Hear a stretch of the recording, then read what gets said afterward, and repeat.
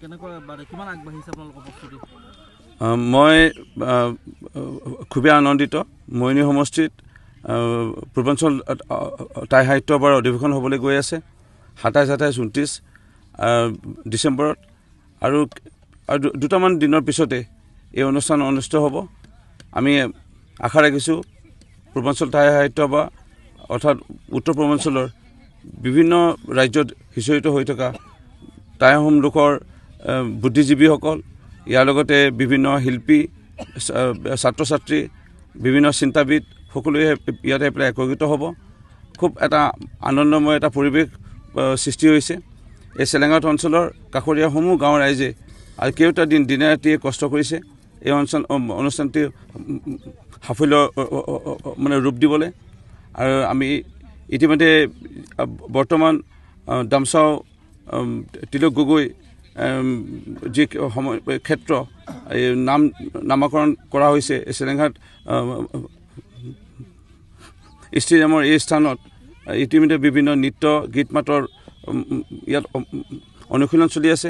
প্ৰস্তুতি ইতিমধ্যে প্ৰায় সম্পূৰ্ণ হ'বলৈ গৈ আছে। অসমৰ মাননীয় মুখ্যমন্ত্ৰী ডক্টৰ হিমন্ত বিশ্ব শৰ্মা ডাঙৰীয়াই যথেষ্ট প্ৰকাৰে সহায় কৰিছে। মাননীয় মন্ত্ৰী যোগেন মহন ডাঙৰীয়াক বিশেষভাৱে এই অনুষ্ঠানটো সাফল্য ৰূপ দিবৰ কাৰণে তেখেতক নিৰ্দেশনা দিছে মুখ্যমন্ত্ৰীয়ে। আৰু মাননীয় মন্ত্ৰী যোগেন মহন ডাঙৰীয়াও আমাৰ ইয়াত কেইবাবাৰো আহিছে, উদযাপন সমিতিৰ লগত আলোচনা কৰিছে, মূল সমিতিৰ লগত আলোচনা কৰিছে।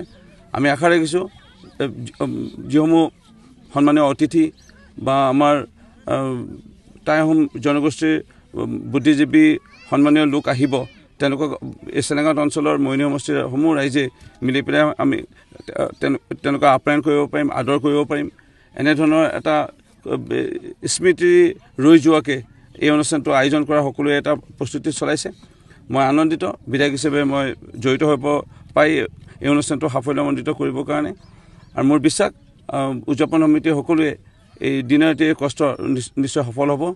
আৰু আপোনালোকৰ মাধ্যমেৰে আমি অনুৰোধ জনাম সমূহ ৰাইজক এই 3 দিনীয়া কাৰ্যসূচীত আমাৰ সংগ দিয়া পৰামৰ্শ দিয়ে মই বিশেষভাৱে আপোনালোকৰ যোগেদি আহ্বান জনাইছোঁ।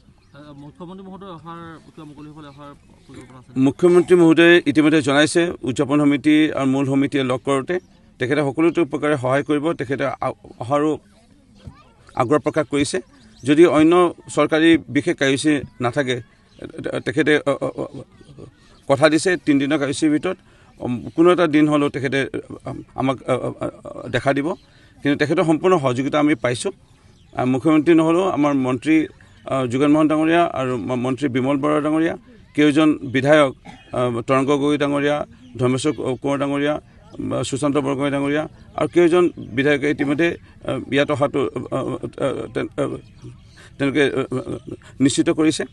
মোৰ বিশ্বাস খুব সুন্দৰ অনুষ্ঠান হ'ব আৰু আপোনালোকৰ সকলোৰে সহযোগিতা আমি লগতে দিয়া পৰামৰ্শ কামনা কৰিছোঁ।